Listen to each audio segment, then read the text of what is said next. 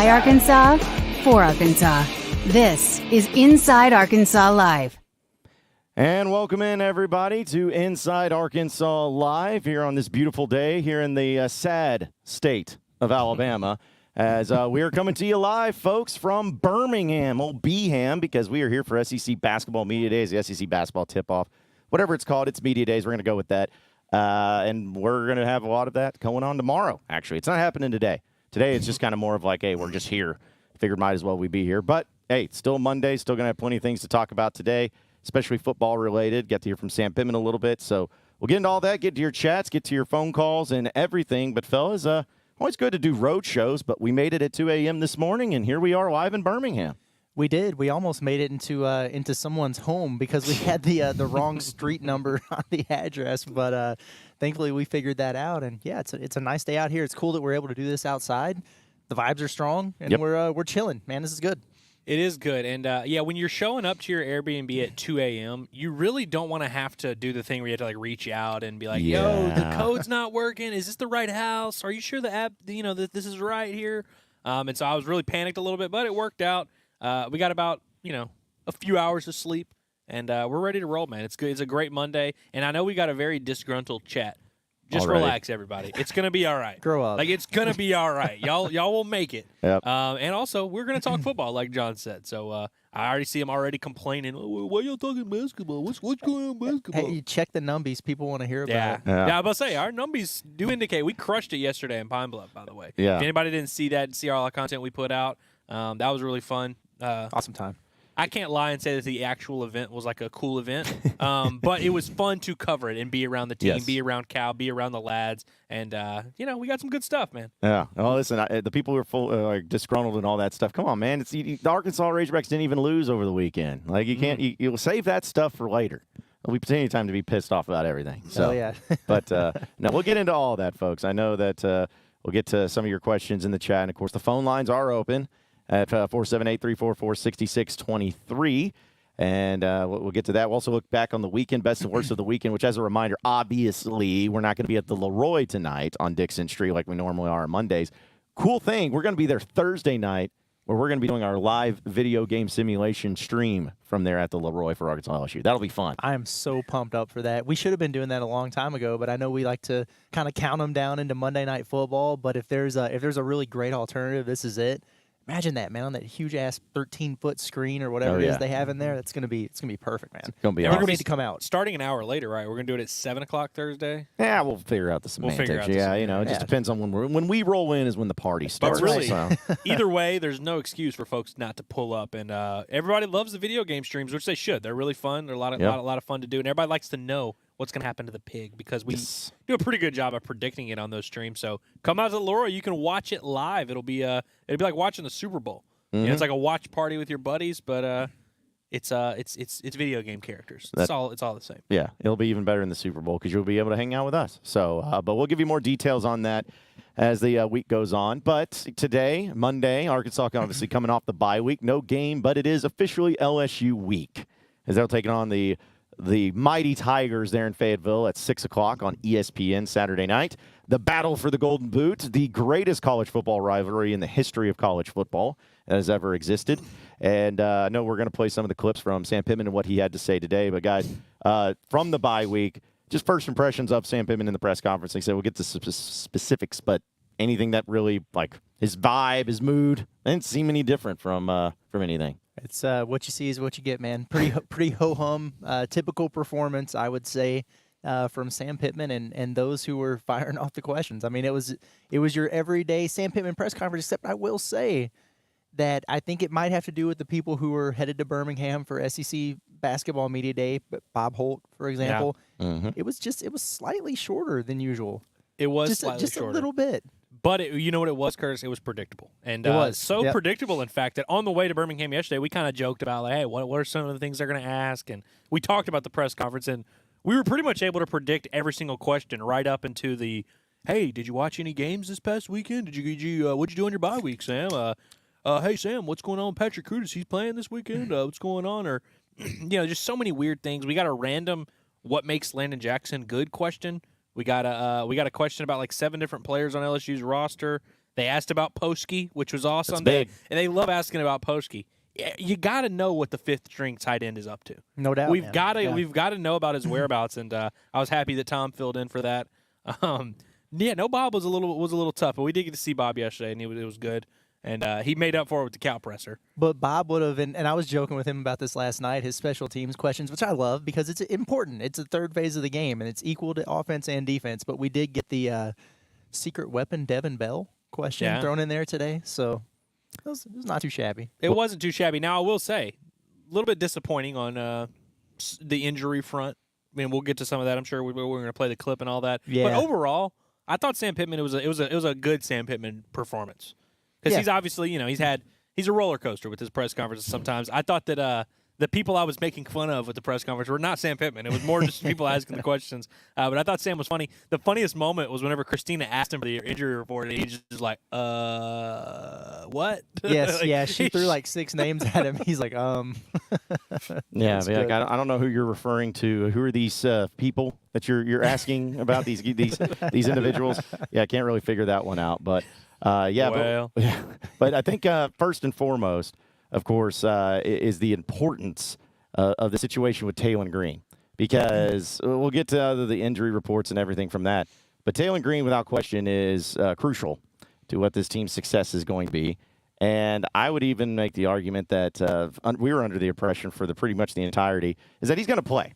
Like, he's going to be ready. He's going to play. It's all going to work out when it comes to that particular position, a QB1, and nothing against Malachi Singleton, but you want your starter in there for a reason. He's QB1 for a reason, and you want to know about his situation. And going up against an LSU team that has struggled a little bit with the running quarterbacks at times. I think the guy from South Carolina that they struggled with, I always forget the quarterback's name for that. Sellers started the game, but then Ashford killed him down the stretch too. They had multiple mid-tier SEC quarterbacks that were giving them some trouble. Well, here's what Sam Pittman had to say about Taylen Green and giving an update on his injury situation. Last week it was probably that way, Trey, for everybody on the team. We was trying to get healthy, but yet get some physicality as well on Thursday. Taylen practiced. First was a walkthrough, which he would be practicing whether he was healthy or not, in that. But he's practiced each day. We're hopeful that he'll be ready to go. So I feel like he will, but we'll have to wait and see a little bit more. I probably know a little bit more about Tuesday, Wednesday. But we're hoping that he's ready to play, and we think he'll be able to. All right. Very direct, black and white on the status there of Taylen Green, but seems like Sam Pittman's hopeful, thinks he will, but we'll see. Well, yeah, I mean, it sounds pretty good. On the grand spectrum of bone bruises, it sounds like he might be closer to the opposite end from poor Jalen Braxton, because not some great news on his front. But, yeah, that's encouraging, man. If he was able to get out there, even if it was a walkthrough and they weren't doing a bunch of contact, whatever, the fact that he's out there and able to participate, so that's a really good sign. Bye week came at a good time. I feel good about it. I don't know why anything would change between now and Wednesday or game day unless he just gets real sore or something like that. But it's not like they're going to be hitting him out there, and it's a bruise. So should be able to continue to heal up. I'm sure he's getting, like round-the-clock treatment. They probably got him in, constant ice bags and compression sleeves and everything like that, getting the inflammation out of there. So sounds like he's on a good track. Yeah, I feel like the fact that he did anything last week during the bye week is a good sign. Because, I mean, if they were really concerned about him, like, big picture, if it was really giving him some trouble, I feel like he wouldn't have done anything, even the walkthroughs, even the whatever. So the fact that he did anything last week is a good sign. Now, of course, they haven't practiced yet this week, which is why I think he was a little bit hesitant to just outright be like, he's perfectly fine, because who knows? I mean, he might go out there to practice today and, actually, I slept weird last night and my leg hurts now or whatever. So we'll get a more definitive answer on Wednesday, and then of course they'll put out the injury report, which will be nice. But overall, I thought it was pretty good. John, you brought up a really good suggestion yesterday off camera, saying that they should put out odds for Patrick Kudus' injury status. I think Taylen Green, that'd be pretty solid. Would y'all put it at I would say I think he would be favored. They'll probably put him out as questionable Wednesday, if I had to guess. And I think they should do that regardless, honestly. But I feel like questionable should be like the minus 200 favorite. Yeah. I think questionable is going to be it. I mean, I think he's going to start. I think he's going to play. But just going off of the trends that Sam Pittman usually has, or whoever makes the injury report, seems like that's kind of they err on the safe side of things. Yeah. You know? I feel like it's almost like whether he plays or not is not the biggest question so much as how close to 100% is he, how mobile is he, how much can he move around. We talked about it last week. There are some quarterbacks out there who, if they're limited with their mobility and they've got a lower body thing going on, they can still be really effective because of the way they can sling it and, hold up in the pocket with a good offensive line or whatever. That ain't the case for Taylen Green. He has to be able to move and utilize those legs. It's such a huge part of his game. So this is one of those times where I do wish that we could get that, 10 to 15 minutes of practice viewing to just see how he's moving around out there. But that's what I think everybody should have their eyes on in pregame warmups and everything like that is how is he running around? Because I don't know, like we could argue all day, is 75% mobile Taylen Green better than 100% Malachi Singleton or whatever? But the closer he is to 100% with those legs, the better. And also, speaking of the injuries and of other players too, and of course, I'm really hoping that this is the clip because it was pretty rushed. We're just going to play it and see what happens. But this was Sam Pittman talking about some of the key players like a Jalen Braxton, Patrick Kudas, and those guys' status for going up against LSU. Okay. All at you at once. Who'd you say? Kudas. We'll practice this week. Hopefully he'll be available on Saturday. Miguel will be ready. Who else did you say? Jalen Braxton. Braxton, I don't think he'll be ready this week. And probably Rodney Hill will be out as well. Okay, cool. So there you have it. Like, I mean, I don't say there's any surprise, but the Jalen Braxton thing is significant. Like that's a big one right there for Arkansas. I honestly, and I think you guys probably agree, I thought that was a for sure thing. He was going to be back against LSU at the minimum, getting healthy in the bye week and all of that. But sounds like, because even Sam Pittman, we just talked about, he's like, he'll be a little like an error on the side of caution. Like, we'll see how practice goes. No, he's straight up like, I don't think he's going to go. Yeah, man, they seem to keep kicking that can down the road. And for what it sounds like to me is he probably is in a situation where he starts to feel better, and I'm sure he's been going through treatment and doing rehab and everything to the point where they get to the, okay, let's start getting you back out there, running you around, getting you involved in some non-contact stuff, seeing how you're doing. And then it just sounds like it might just be one setback after another, because when we heard from Sam Pittman in the teleconference last Wednesday, he said, I think Thursday we're probably looking at Braxton. Well, that was probably true at the time, and I'm sure he got out there and started doing some stuff and realized, maybe I'm not quite there yet. So it's disappointing, and it just sounds like one of those nagging things where you might just have to shut him down entirely until he's 110% before you try to get him back out there. Because a lot of times that's what you do. It's a dilemma between a coaching staff and a medical staff and a player of, like, how close to 100% do I have to be before I can start getting back after it and get back out there? Because nobody's playing at 100% this time of year. But then when you have an injury like that, they can just keep setting you back and flaring up and then feeling better and then getting worse again. Sometimes you just really got to shut it down and take all the time that it needs to get fully healthy so it's just no longer a problem. Well, and he said Thursday. He didn't clarify what Thursday That's would right. be. I mean, it could be any of these Thursdays. But our guy Heartbroken Hog says, really hurts not to have Braxton. This is the best passing attack we have faced. And that's true. You're facing a guy and a receiver in Kieran Lacey who's been crushing. It was honestly killing Ole Miss the other day and had the big game-winning touchdown. So you'd obviously like to have your dude back. The Arkansas secondary has done a pretty good job the last few weeks kind of mitigating the damage there and accounting for his absence. But a passing attack like LSU and a quarterback like Garrett Nussmeier, who you could pretty much argue is the best Arkansas faced this year, I don't even think it's that hard of an argument to make. No. He's definitely going to be the best quarterback Arkansas faced this year. And we've been looking ahead to this all year of where we knew this stretch of Nussmeier, Dart, Ewers, Manning, whoever, Brady Cook, like you're going to face this stretch of quarterbacks to finish the season. So you'd really like to be firing on all cylinders, but you want Jalen Braxton healthy. And I saw someone ask, he is a true sophomore. And now he played in that Oklahoma State game, right? Because that's the game that he got hurt in, or did he miss that entire game? I feel like he got hurt during that game. No, right? he got hurt during that game because Cuddy did not play in that game. That's right. So he's played in 2 games, and I wonder at one point that becomes a factor where it's like, okay, he's played 2 games, you could play him 2 more without burning his red shirt. I wonder if that's going to factor into the decision. I think it's definitely going to factor in with Kudas. I mean, no disrespect. I'm just calling BS on Sam's, updates of Kudus, of his optimism that he's going to be ready to play. And it was kind of funny in the press conference that someone followed up and was like, so you said you're hoping to have him available. Does that mean he might play? And Pittman was like, yeah, but he's got to earn his way onto the field, which kind of gave him the out of, like, if he's not fully healthy in practice, we're not going to play him. I'll be surprised if he plays anytime soon. He also subtly threw in there, though, he's still having pain in his back, and we got to get that worked out. Yeah. So, maybe he's cleared some hurdles in terms of the medical tests or imaging that they're doing, but if he's still hurting that back, then, it stands to reason that you really got to monitor that as he kind of picks up the contact, because as an offensive lineman, man, every single play puts strain on that back. What is already a back that's strained because you're a 300-plus pound adult male.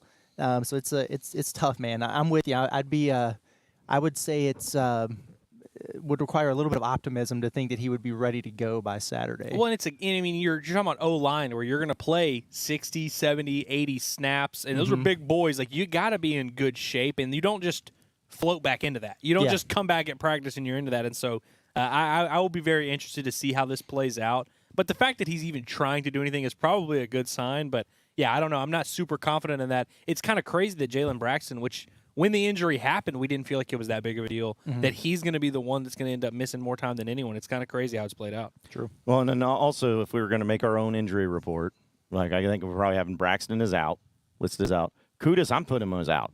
Kudus ain't going to play. Like, it just, again, it's my opinion. I don't think Kudus plays. Yeah, doubtful at best. Yeah. And I think Taylen Green is going to be questionable, but I still think he starts. I still think he plays. And, maybe there's some gamesmanship. But is it Wednesday the first injury report comes out? Yep, Wednesday evening. Wednesday. So, and who knows, maybe on the SEC teleconference on Wednesday. I doubt it, but Sam Pittman may say a little bit something different and maybe get into that too. So, so that's kind of the main things I think people have been most interested about with Sam Pittman in Arkansas and just the health of the team getting out of the bye week. And I know we'll recap a lot of the college landscape too. I do want to get to this phone call real quick because we have Canadian Megan, yes, who is called into the show. And it's a holiday. It's a holiday up there. What's up, Canadian Megan? Hey, happy Thanksgiving. Happy Thanksgiving to you. Yes, absolutely. Our proud neighbors from the north. Yeah. Figured I'd just say hey because I'm actually not at work today. So. Oh. I thought you'd be eating turkey right about now. No, we're doing it later. Okay. Like 5 o'clock or 6. Yeah. No, and it's officially 1 month till I'll be back in Arkansas. So. There you go. All right. Well, and also, it's cool. In itself. I just realized this. I just made this connection in my brain. It's Thanksgiving for Megan, and it's LSU week, which used to be the same thing for us Americans. Back in the day, LSU and Arkansas would play on Thanksgiving. I wonder if they scheduled this just so Megan could enjoy this week. So I think so. I think so, yeah. That makes sense, yeah. Keep the traditions alive. That's right. Yeah, I am excited, though, for the game. It should be good. Yeah, it should be, as always, the key word there. Should be good. But Sam Pittman expects even a if close it ends at, like, midnight. Yeah, which, listen, there's a possibility. Who knows? Maybe it goes to overtime. Maybe wins in 3-point margin of victory like it has for the past 4 straight years. Maybe that's the case. But I think that no matter what, it's going to be an awesome atmosphere, and it's going to be electric, and the home fans are definitely going to show out. It's going to be a big one. Yeah, I hope it's the same for Texas. We will see at that point in time. Be tough. Hey, one game at a time. One game at a time. This one's ready. One's more winnable. I'm ready for the 5 a.m. tailgate. There we go. Tailgate at first light. That's what happens there. A little breakfast in the Hogs. So it'll be great no matter what. But yeah, Andrew said 1 game at a time. Focus on the LSU game, and then you can go from there. For sure. Yeah. All right. Well, have a good afternoon, guys. All right. Well, enjoy your day off. Absolutely. Yeah. Happy Thanksgiving, Megan. Thanks for listening and calling in and chatting in and all of that stuff. Hey, since we're talking injuries, I've seen a few people bringing up the Harold Perkins thing with LSU. He is definitely going to be out. He's out for the year, and he's been out for a few weeks now, right? Like it's like this isn't like a new development. I just thought it's a bigger loss in the eyes of Arkansas fans than it is LSU. I mean, he's a really good player, but he is not as good as he was that day. against Arkansas. Like that made that man a legend. I shouldn't say he's not that good, but they just never really figured out how to use him. I was going to say, they've been misusing him for a couple years now, having him as like a middle linebacker when he's like one of the best pass rushers in the country. But you would much rather not have to face that guy, for sure. Yeah, for sure. But yeah, he's been out for a few. Like, it's not like a thing where like LSU's coming into this game and they're like, oh, we no longer have our guy. Like, I think he's been out for a couple weeks now. But yeah, he's going to be out for the year.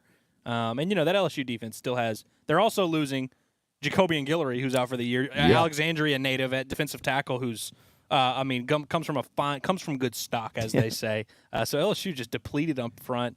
Arkansas still gonna have their hands full with that LSU defense, who actually looked really good against Ole Miss, which I wouldn't have surprised. Which surprised me, because I thought LSU's defense would be one of the like easier matchups for Arkansas. Like when you're just looking at all these SEC teams, LSU at home, you're like, oh, that's a game Arkansas should be able to score a good bit in. The way that they were able to really kind of fluster Jackson Dart, who may not be very good, as it turns out. People are saying. It's very interesting, man. But really, the guy that gives me pause is Garrett Nussmeier. And the reason why, I've been a Nussmeier hater, and he looked horrible against Ole Miss. But I saw someone in the chat say he's never going to play that bad again. That's true. I think he may have faced the best defense in the SEC on Saturday, and he was able to make plays down the stretch to win that game. Now he's going to have to face another damn good SEC defense. But I definitely don't. I think people that watched that game and were like, "Oh, Nuss isn't that good," I would not jump to that conclusion just yet. Yeah, for sure. And I was listening to Josh Pate this morning. He made some pretty good points about this game. I was talking to you about one of them, Andrew, but he was also talking about their defense and the improvement from last year's Ole Miss game to this year's Ole Miss game. They gave up 708 yards and 50-some-odd points to Ole Miss last year. And you look at it this season, they still gave up like 464 yards or something, but they got an interception, they forced a fumble, they forced a turnover on downs, and kind of eliminated some of that damage, cut the point differential in half. And what he was saying is that's the difference for LSU in having a horrible defensive staff and a really, really high-level defensive staff.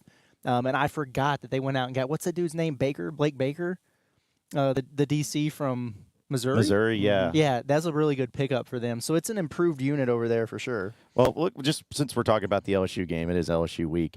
This is kind of the thing where, Arkansas was in the bye, and you got a chance to watch, which was a great slate of college football, by the way. I know we'll talk more about that as the show goes on. But LSU, Ole Miss, two opponents that you're going to be facing here. Obviously, LSU this week and then Ole Miss in a few weeks. But the thing is about, like, LSU in that game against Ole Miss, like, what, and this is mainly for even the chat too, but like, what was there anything from that game that made you feel like, oh yeah, Arkansas, you feel better after that game if you're an Arkansas fan of beating LSU? Because to be honest, I don't have that. I don't have that at all. Look, thankfully, I put this chat up before you went on your thing, and it kind of goes hand in hand. LSU's offensive line, they're decent in pass pro. They're the opposite of Arkansas, where they're pretty decent in pass pro, but they don't get any push in the run game. I don't know what they finished with rushing against Ole Miss, but it was under 100 for sure. It was like 50 yards. They really struggle to run the ball. Their running back, I mean, they're top guys out for the year. Their running game just hasn't really gotten going, and I think that's one thing we've seen about this Arkansas defense under Travis Williams is when they're able to kind of limit you to one thing. And, that one thing is Garrett Nussmeier in a really good passing game with some really good receivers, really good tight end. But it's kind of like that's what Arkansas knows they have to be up against. I think when Arkansas gets in trouble is whenever you have teams that can really threaten you in the run and the pass. And LSU really doesn't have that in the run game. And I think Arkansas will be able to run on LSU, to Unbiased Brim's point. And so I think if there's a thing that gives you confidence, it's like, okay, Ole Miss ran the ball pretty well on LSU. Ole Miss obviously has a pretty good offense. Arkansas's run game, this should be a little bit easier of a matchup than it was against Tennessee and Texas A&M, where they really weren't able to get going on the ground. So if Arkansas is able to get going on the ground and kind of force LSU to be one-dimensional offensively, which they kind of are anyway, I think Arkansas is set up to have a decent time in this matchup. And I will say, it's not like, LSU just beat Ole Miss at home. It was an awesome win, come from behind. It's not like they played mistake-free football. And so I think that there's a case to be made that the result was better than the process for LSU against Ole Miss. Yeah, this is going to be a huge challenge for Arkansas secondary, especially without Jalen Braxton. That was a really good point about the polar opposites between Arkansas and LSU's offensive lines. It's so true. Arkansas could go out and rush for 300 yards on a team, and Taylen Green's still running for his life the entire game. The flip side of that is LSU goes out and I think they got like 3 yards per carry. It was like 24 rushes for 84 yards against Ole Miss.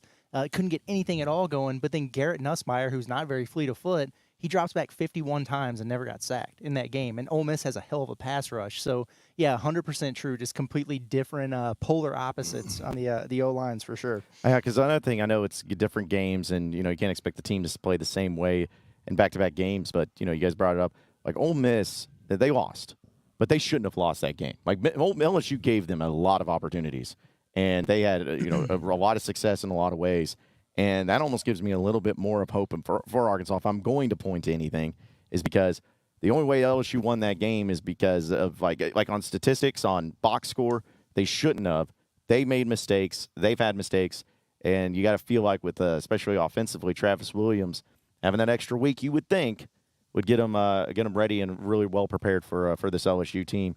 Because it's almost like, guys, it's weird. I'm not even necessarily worried about the defense. I'm not saying the defense will play perfect, but it's more about if the offense can score. Yeah, that's how it's going to be. When Curtis and I were walking to Walgreens this morning, I said, if this turns into a shootout, I'm not super confident. And I said the same thing going into the Tennessee game. Like, if this turns into a 42-41 type of game, I don't trust Arkansas to be able to kind of match that pace. But I do think if it's a little bit more of a slugfest, a little bit more of a low-scoring, bend but don't break, field goal type of game, I think Arkansas is going to be in a position to succeed. And, guys, is the three-man front back?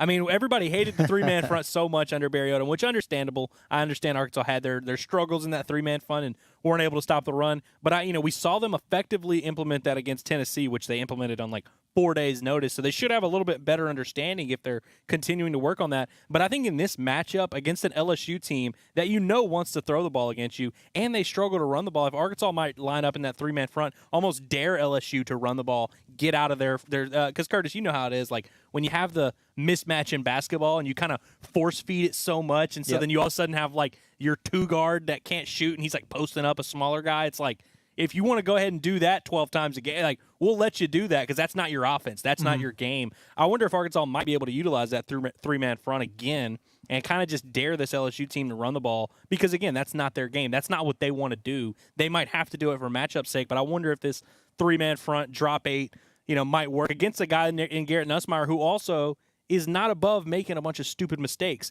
similar to Matt Corral against Arkansas in 2020. Yeah, no doubt about it, man. It's pretty cool to see Arkansas actually on defense backing up some of the talk from that you always hear in fall camp. Like the most used word in every fall camp across the country, whether when it's a defensive player or a defensive coach or a coordinator, is multiple.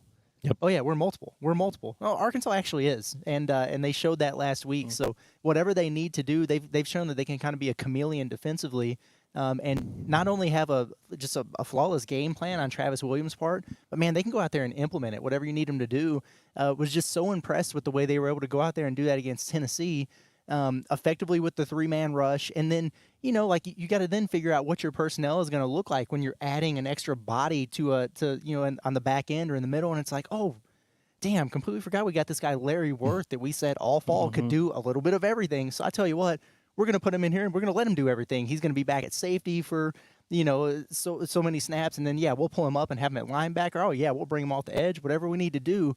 And this is a dude who didn't even play that much, so I think it really shows you how connected this group is defensively, and really they're picking up what Travis Williams and that coaching staff is putting down, and that's half the battle at this stage in the season anyway. Well, and Curtis, what I love about it is, Arkansas still has some depth concerns at the D-line. That's still going to be an issue. That's still something Arkansas's got to account for. But in years past, especially like we talk about that Barry Odom three-man front, it was out of necessity because they just didn't have the personnel to really mix it up. They weren't able to be multiple, like you're saying. And I feel like that's what makes this Arkansas defense so fun to watch and kind of special, especially with the way Travis Williams is able to get these guys to buy in week to week on whatever the game plan is they're able to kind of match what their opponent is. They're able to kind of conform to whatever they need to do. Whereas years past, Arkansas really just didn't have the personnel in the back end, especially in the secondary. Like they just didn't. They couldn't even find 11 guys they trusted, let alone guys they can throw in different positions like a Larry Worth, like a Switzer, or like a Brad Spencer, whoever it is. And so I just love that Arkansas is able to build. They have a lot of depth in the secondary, which has helped them with Jalen Braxton out and at linebacker, and they've got these unique skill sets. They're able to kind of mix it up. And against LSU, it's going to be a completely different thing. When they face Mississippi State in a couple weeks, it'll be different then. When you face Texas, it'll be different then. And it's going to be interesting to see Arkansas try and match all these teams. Well, and then also to throw it in, it's like – we talk about LSU and the way they play and everything. I'm going to be honest. You can't do what you did against Tennessee in that first half and expect to win this game, where you have in the territory of your opponent and you're there 4 times in their territory and you walk away with 3 points. That ain't going to fly. Yeah, that's the stuff that I feel like is probably the most concerning and something that, like, against LSU, I think it's possible for you to move the ball, but it's going to be tough. But when you do move the ball, you can't leave empty-handed. You cannot go for 4th and 1 on the 38-yard line of LSU and not get it. Like, you can't miss field goals, which I know, hey, you're going to have a new field goal kicker this week. So you can't miss the gimmies. You got to be able to convert everything into points, which I know is cliche, but it's true because Arkansas has struggled with that. They were lucky to beat Tennessee still, despite of that, because of the defensive performance. But this nonsense of getting into red zone, getting into the territory, and having 4 of those and walking away with 3 points, you're not going to beat LSU that way. No, it's not going to happen. You're 100% right. Yeah, you might get away with that once a year, and they've already done that now. So it has to get a lot better, and it should, man. In the offense, they've had their share of struggles, and Taylen Green's been up and down, whatever. But for the most part, if you just look at it big picture, they don't have problems moving the ball. Fairly balanced in terms of run and pass, and you just have to be able to come up with points in the red zone or near the red zone. It's just it stinks when you're kind of in that no man's land of, man, unless we just are super desperate for points or we're running out of clock in the half or at the end of the game, man, we really feel like we need to be in the red zone to even trust our kicker to attempt one. Yeah. And then you're not scoring touchdowns down there either. So it's a tough situation. I'm really anxious to see what Shipley looks like. We've talked about it so much, but does he kind of emerge as a gamer and a guy that they can trust to provide him a little bit of length out there on the field? Because it was such a luxury last season when Arkansas stunk offensively. They couldn't do anything. But at least you knew if you got into the opponent's territory that you were probably going to be able to line up and have a pretty good shot at getting 3. And now you're actually moving the ball and you're just kind of stuck between the 20s. And LSU is kind of that, I guess in a way, that bend but don't break. And so, you need them to break. and you can control that to a degree. 100%. And that's what the Ole Miss LSU game came down to, in my opinion. Not as much the red zone, but Ole Miss had so many opportunities in the fourth quarter. Yes. They were 1 first down away from the game being over like 5 different times. LSU was begging them to take that game, to go ahead and put it away. They were up 23-16 with 6 minutes left. You've got the ball. You've got the quote-unquote best quarterback in the SEC. You've got the best play caller in the SEC. Get a first down in the game. And Ole Miss just refused to do it. Nussmeier threw a horrible pick late in the fourth quarter as well. Again, just 1 or 2 first downs, and the game is over. And Ole Miss just continued to give LSU chances, and eventually they made plays down the stretch to win. Arkansas really can't be in that situation, and I think Arkansas, it's a very different situation. You're going to play a very different LSU team, but to y'all's point, I think you've got to take advantage of the opportunities when they present themselves, and you got to put them away when you get a chance. Pittman talked about that too. Yep. Well, you're going to have an atmosphere that's going to be next level. I mean, you're going to have a packed out. I don't know what attendance-wise it'll be, but I guarantee you that attendance on Saturday will be a top 5 attendance in Razorback stadium history. Like, it's got that vibe. So you're going to have the fans. You're going to have the energy. You've had the bye week. You've had time. Things are in your favor, Arkansas, for this game. It's just a matter of you not beating yourselves, you not ending up doing stupid things that end up costing you in very crucial situations. This is about you playing your game because, again, I think LSU is a good team, and I expect it to be a close game, but you are perfectly capable of winning this game. And if you do, I think it's also going to prove a little bit because, let's be honest, Tennessee, everyone after that game against Florida, they still won, but everyone's like, I don't know. Like, maybe Tennessee is not good. Well, if you go out and you beat LSU, then people will be like, all right, this Arkansas team is actually good. Like, that's what they'll say. Puts all that to bed, makes quite the statement publicly and just nationally, to that perception. And our boy, by the way, Unbiased, says, man, we got to go score and blow LSU out, man. I'm not trying to hear the soft crap. We need to make a statement. We got 2 weeks with 2 great coordinators to prepare these men and put them in a position to win. Wants a blowout. He's calling for blood. Well, I like it. I do too. What's crazy is that this game, the 3-point margin, all that, it's like Arkansas lost to LSU 13-10 a couple years ago in Fayetteville, cold weather. I believe the game that went to overtime that Cam Little hit the field goal. It was like 2017, 23-20. I think it was like 16-13, to be honest. It was very low scoring. So, you've had some low scoring affairs in this game. Close games, but, hey, it's a rivalry. The best in college football and the best it has to offer.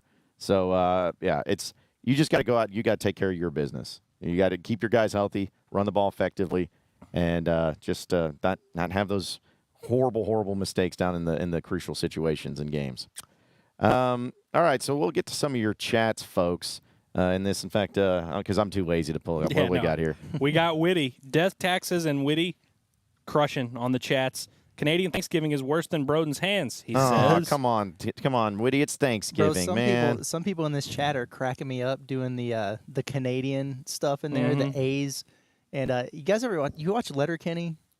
You guys familiar with that? I don't know what that is. I guarantee you that some people in this chat have, and it's kind of a raunchy Canadian comedy, I guess you could say. It's hilarious, man. Every time I see some of these things, I'm reading them, I'm cracking up. I've seen a lot of stories. I've seen a lot of good stuff going on. SCT's doing good work. Shout out to Xavier Story. That must be Megan's favorite player. Yeah, I almost asked her to say it, just like throw it out there, like, oh yeah, Arkansas's best linebacker. Oh damn it, Megan, help me out. Yeah, you know? see what she says. John, do you know a guy named Stephen Willis? Yeah, he does the Locked On Ole Miss podcast. Oh, okay, yeah. Well, Travis says, neighbors, you need to check Stephen Willis. He did not take that loss very well. Well, he should be used to it by now. He should be used to it. I mean, dude, those are two just brutal losses. And, man, it's tough. Like, Ole Miss is very good. Like, if they win out, they're going to still have a chance to have a great season, make the playoff, all that. But it's just like in college football, how often do you see that happen where you have games where you absolutely should have won, and then it doesn't affect you down the stretch? Like, that just never works that way. Well, and also, too, it's like Ole Miss, they still have to play Georgia. Yeah. Like, they still have to play. I don't care. And I mean, I know I'm saying it, but they have to play Arkansas in Fayetteville, a place they have not had success in since Lane Kiffin's been there. That Egg Bowl gets weird. At the end of the year, Mississippi State's not good, but that game gets weird. So, yeah, the Ole Miss could be in some dangerous territory, especially considering that this is supposed to be their best team that they've ever had under Lane Kiffin. I mean, it's crazy that it's played out this way, that now they're, like, fighting for their lives. It's going to be interesting down the stretch. And plus, they still got to play Arkansas. That's right. Hate to see it. Hate to see them struggling. Sucks. A few other chats I wanted to get to. Wizard of Hogs says, is it crazy to say this is a bigger rivalry than the Arkansas-Texas game? Yes. I don't think it's that crazy, simply because I am not old, and so I never lived in a world where Arkansas and Texas were in the same conference. And obviously, every time you play Texas, it's special, it's unique, and it'll be a little bit less so now that they're in the same conference. I'm sure that'll just add to the rivalry. I don't think it's that crazy. I don't agree with it. But I don't think it's that crazy, if that's the right answer. I think I'm with you. Who cares? Like, Texas fans care about the Arkansas rivalry more than LSU fans care about the Arkansas rivalry. Yeah, LSU fans they don't give care. a damn. I don't know. I guess I don't even know how much Texas fans really care about it. I was about to say, but I know LSU fans do not, for the most part. Yeah, and this would be my only argument, because I don't think it's one or the other. I think it's all kind of mixed in a jumble of, like, being even keel as far as the rivalries go. But here's my only thing. In LSU, it's football and baseball. Basketball, who cares? Yeah, fair. But Texas, man, it's every sport. And I will say, Arkansas LSU baseball is not as heated as you would think it would be. Like, it's heated for me because I hate LSU. But it's like, I don't like, Van Horn and Paul Maneri had a good relationship. Like, and LSU honestly kind of owned Arkansas for a while there in baseball. It's not a super heated rivalry as much as you would think, given that those two programs are kind of on top of the world in college baseball. But shout out to Lance Walker. Said, enjoyed meeting all of you last night at Pine Bluff. Enjoy media days, and God bless. Thanks, about Lance Walker, extremely firm handshake. He'll shake your damn all hand. three of us. Yeah. As soon as you walked away, Lance, we were like, man, that was a handshake. I appreciate it. That's signs of a good man. Yeah, I know. Yeah, like we crushed it. Sets the tone. Yeah, he crushed it. I still think I'm scarred. Like, my hand was hurting all last night. I had to put ice on it, but I was just like, man, I feel like, and this is not an insult to you, Lance, I feel like you've guarded a prison at some point, man. Like, they're like, you have done something to where it's like you were in a position of, if things went south, you were the one that was going to restore order, and that's just the vibe I get. But yeah, it was great meeting you, man, and appreciate your support. We met quite a few people there in Pine Bluff. Yeah, we did, man. We did. It was great to see all those people around too. So let's see, got a few people calling in. Oh hell yeah! Let's see, it's got a new caller here. I don't believe he's ever called in. Let's go to the phone lines. Gage, who's in Cabot. What's up, Gage? Hey, I just wanted to talk about something real quick. I saw this in the Auburn game whenever they were playing like 3 weeks ago. You know how Champ Anthony hit Armstrong on that pass across the field? Yep. Mm-hmm. Well, the very next play, Champ Anthony gets his leg broken. Did you guys ever think anything about that? It's a funny thing you say that, because I actually when that happened and I saw Andrew Armstrong get up really quick, I was like, man, I tweeted out, It's like, Andrew Armstrong's tougher than that guy. Well, when the next play happens and he broke his leg, I was like, oh. So then everyone thought I was tweeting about him, like, breaking his leg, and it wasn't the case. But the point is like, yes, that was a really rough thing to see. Well, I was saying more like, do you think the Arkansas players intentionally hurt like Champ Anthony on that play? It was the very next play. No. I don't think so. It's a crazy coincidence. And after that, and honestly, it was a clean hit that he had on Armstrong. It was about as vicious of an actual clean hit as you could potentially have. But it is absolutely insane that did happen on the very next freaking play. Hate it for the kid, too. Yeah. Hate it for him. Also, if we're talking about injuries and intentional injuries, Tennessee has injured 6 straight quarterbacks. Have y'all seen this? Every single game that Tennessee's played this year, they've had a team go to the backup quarterback. And when they injured, and Graham Mertz is out for the year, by the way. And when they injured Taylen Green, they got a rough in the passer on that. So I'm just saying, could have been some intent there. Man. And I was so pissed that lineman went back to the sideline, started celebrating. I was losing my mind, dude. I was running around the house losing my mind. I don't like that. Yeah, I don't like that. No.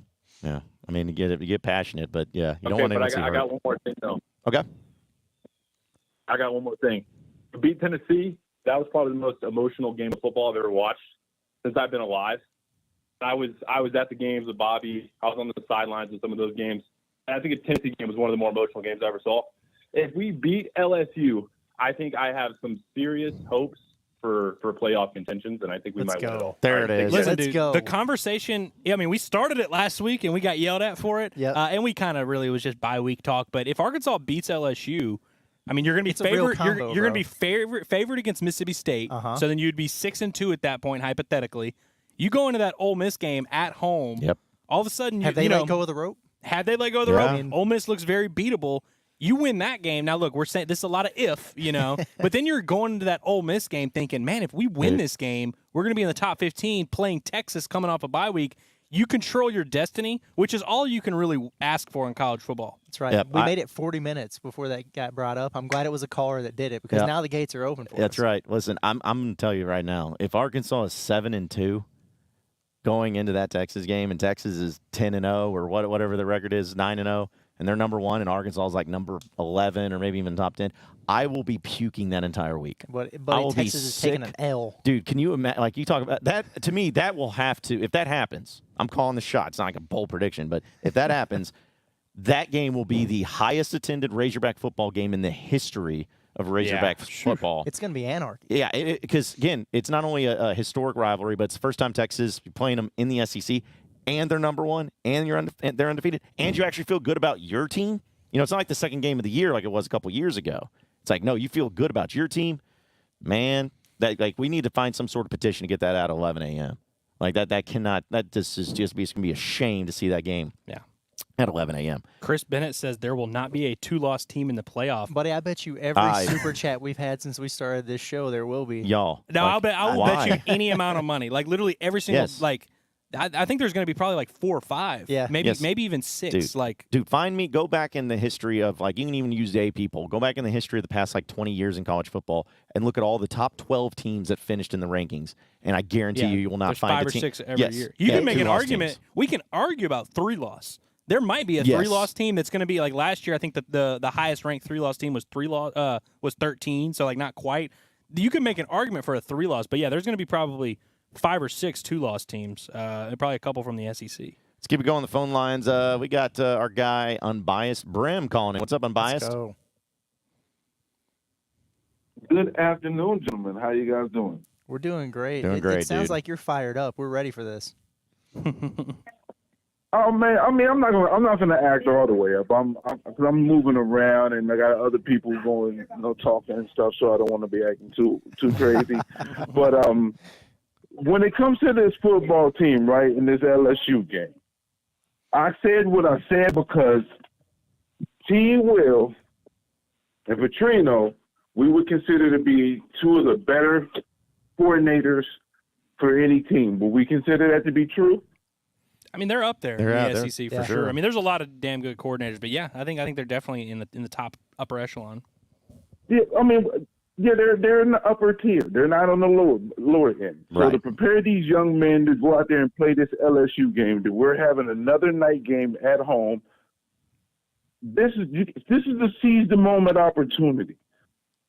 Go out and execute, and if we score, there's no reason for us not to win this football game. So if we lose this football game, it's only because we give the football game away. That's how I see it. I don't see LSU as a better team. I'm sorry. I don't. Look, on paper, I was just gonna say, on paper, it's pretty close. Paper, it's pretty close. Like I agree with you. Like, especially when you're taking into account home field advantage, Arkansas bye and all that. Like, there's not really a ton of areas where you're like, oh, LSU is definitely going to have an advantage in this part of the matchup. As a matter of fact, like Tennessee, going back to, I know that was earlier in the year, 2 weeks ago. That feels like a lifetime ago in college football. Tennessee game was tougher on paper, especially just given what Arkansas's offense was facing defensively. And Arkansas's offense is kind of what gives me concern, just because I wonder if they're going to have to kind of score a good bit in this matchup. But, I mean, this LSU defense, like we said, might be the worst defense they've faced in SEC play. You can make that argument. They're definitely not better than Tennessee's defense. Facts. Yeah, that's true. I mean, it's not. So for me to sit here and say we should beat LSU by 2 scores, beating them by 9 points ain't too much to ask for. 30-21. I think TG is playing personally, but we need to play this like you're supposed to play it. Game time decision. Yep. If he practiced last week, he's playing the game. You know, if he practiced, he's going to play. Also, and you brought this up in the chat. He said, yeah. I was just going to say, you brought it up in the chat that he and Taylen Green, or him and Garrett Nussmeier, played against each other in high school. Was it the state championship or something like that? And I think that he had said that, like, the LSU game. And he lost to him. Yeah, and it was like the game he's looking forward to the most. Whether he says it or not, whether publicly that's a thing, 1,000% Taylen Green is thinking about that every single day this week. He said it, actually. When he was on the Riding Around show, when he was rolling around, he said, "What game?" You have no ask him what game you looking forward to. He said, "LSU." He said LSU. So he's going to do everything he got to do to be ready to play this football game. And I mean, I'm gonna be. This is probably a hot take, and this is for somebody that's a singleton guy to say this about Taylen Green. Don't go crazy, everybody. But I think if Taylen Green doesn't have 100% of his legs, I think his arm talent is good enough to be able to make the throws. If he has to if they have to adjust a little bit and he has to be a little bit more in the pocket, the middle of the field is there for them. The way LSU plays defense, this is a game. This is a Tesla and Hogs game. A lot of underneath action is going to be there for them. Mm-hmm. Yeah, it's a lot of underneath action is going to be. They're going to be playing. As soon as you see the 2 men pull out, as soon as you see the 2 safeties go, the middle of the field is going to be open. That's where Ole Miss did some of their damage. But the only problem with that is for us is that we moved the ball great from 20 to 20. Yep. So we have to have Bobby P. got to come up with some funky play calls in the red zone to create some scoring. Yeah, I mean, if we're getting the version of Taylen Green we saw against Tennessee, where he was making some of those throws over the middle confidently, he was on time, he was in sync with his feet and his arm and his footwork. If we're getting that version of Taylen Green, I think you got a good chance. I mean, obviously, there's a health question. We'll see what he looks like confidence-wise, how much he's able to practice this week. But the Tennessee game gives me a lot of optimism in terms of his ability to do what you're asking him to do. It's only fair. I mean, listen, we want to win, right? Well, we want to win, right? We want to be. We want to get there. We having these aspirations and dreams of being 7-2, going into a Texas game and such and so forth. Well, to do that, this is what we got to do to get there. So the ball's in our court. When you look at our schedule, we really do control our destiny, considering that we have all our major games at home. Yep. Yeah. Except for mid-zoo. Mm-hmm. So. True that. Let's get her done. Let's get her done. I mean, like that's all I gotta say. Listen, if we come here, if we talking Saturday night and we talking about a loss, we ain't gonna have nobody else to blame. True. So I don't want to. I don't want to pull up. I don't want to pull up and be like, oh, we're so sad, what was me? Nah, we want some respect. Let's go take this stuff. And you keep me from cursing. So, absolutely. Hey, feel free to curse on here. Yeah. You're good. at the end of the day, no, I'm gonna try not to. Even though I like when y'all do it, though, it does add some texture. So, but I'm gonna try to keep it. I'm gonna try to keep it clean, though. I'm gonna try to keep it clean because it's good.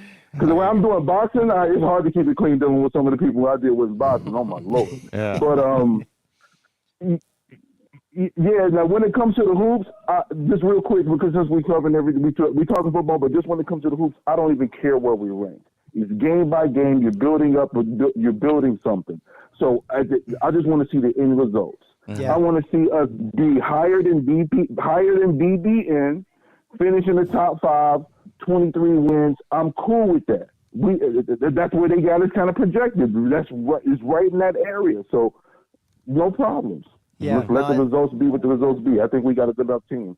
Yeah, man. Coach Cal, he had a really good quote about that last night. We knew the AP poll was coming out, so we asked him, what do you think about it? Where do you think you'll be ranked? Do you care? And he just said, look, man, I've been doing this a long time. Like this stuff in the preseason, it doesn't matter. If you think we're great, I agree. If you think we suck, I agree. And we'll let the games play out, and then we'll see where we're actually at in March. So he's got the good approach to it, and it's everything he is doing has eyes on the end of the season, man. Like. We had people telling us last night, if it was game day, Jonas Adu and Adu Thiero, they could play, but we're going to hold them out. And, he said, hey, I'm not pushing these guys back for Kansas early in the season, whatever.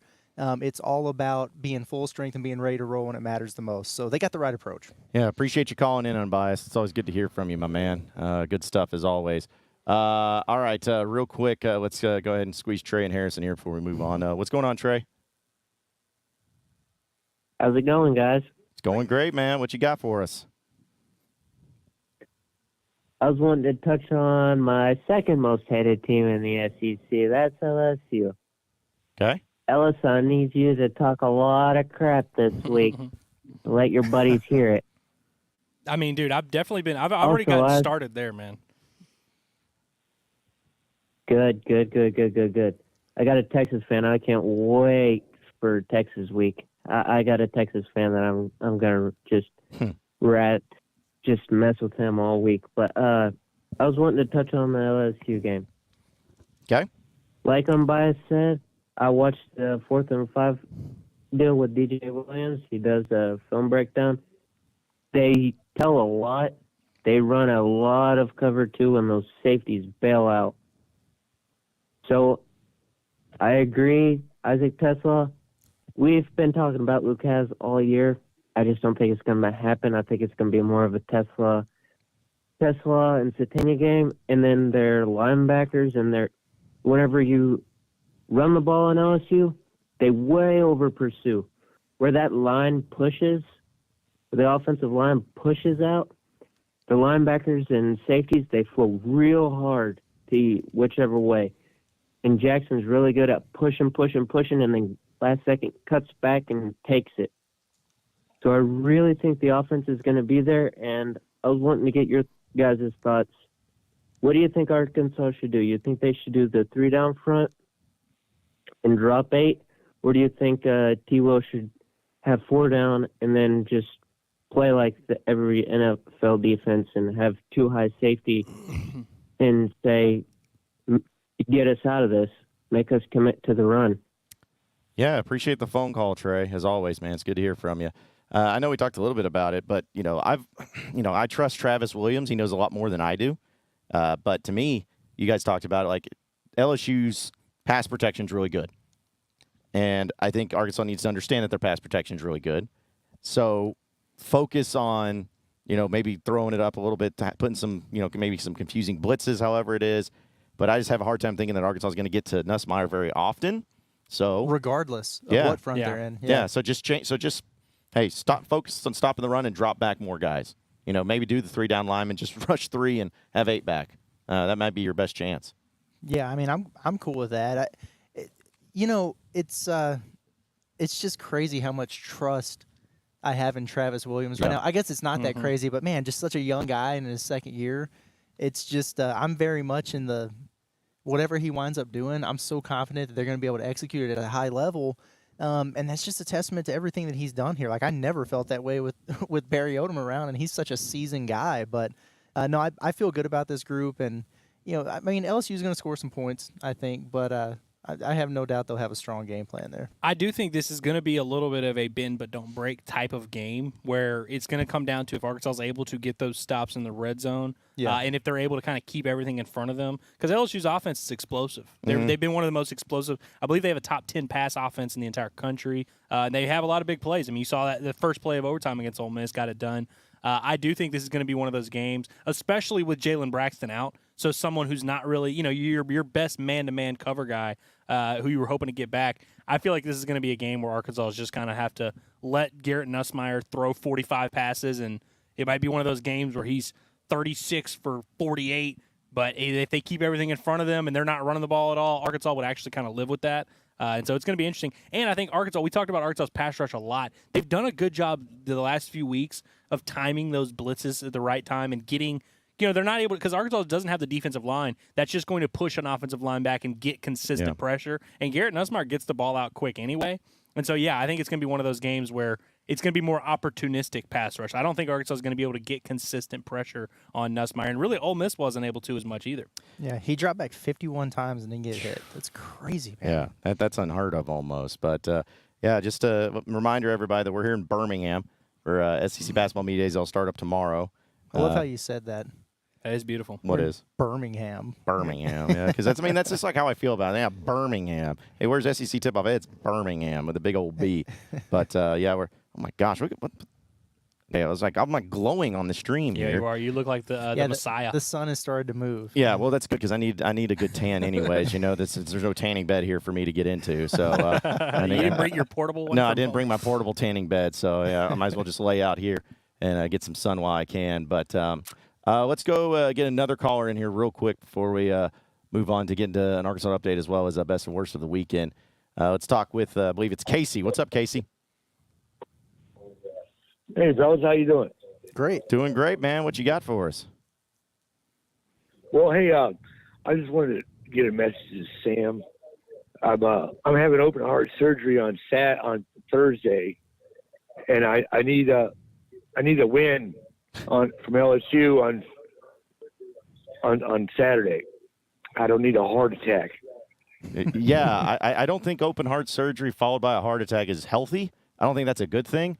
So, and I know Sam Pittman listens and watches us every single day, so he definitely got the message. But, dude, that's crazy. Like, obviously, hopefully everything goes well with that. I can't imagine how that's like. But and I hear science, guys. I've studied pre-law or pre-med. What's the difference?